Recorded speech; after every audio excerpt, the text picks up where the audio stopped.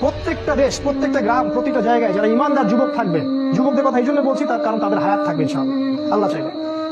ইমানদার ইমানদীপ্ত যুবকরা ঐক্যবদ্ধ হবে ইনশাআল্লাহ আগামী দিনগুলোতে। কার নেতৃত্ব হবে, কিভাবে হবে আমি জানি না, আমি এতটুকু জানি তারা হবে।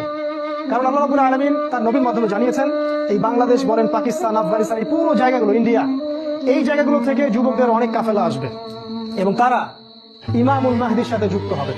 আর ইমামুল মাহদিকে আল্লাহ রাব্বুল আলামিন এই উম্মার ত্রাণকর্তা হিসেবে বের করবেন, যার হাতে মুসলিমরা বায়াত করবে এবং তিনি মুসলিমদেরকে সাথে নিয়ে এদের বিরুদ্ধে যুদ্ধ করবে। এবং এই যুদ্ধে প্রথম দিকে মুসলিমরা অনেক পরাজিত অবস্থায় থাকবে, অনেক মুসলিম মারা যাবে। আল্লাহ রাসূল বলেছেন 1/3 মুসলিমই শহীদ হয়ে যাবে। আমরা দোয়া করি ওদের একজন যেন আমরা হতে পারি। 1 মুসলিম যুদ্ধের ময়দান থেকে পালাই যাবে। নবীজি বলেছেন এদেরকে আল্লাহ কখনো মাফ করবে না, আমরা ওদের অন্তর্ভুক্ত হতে চাই না।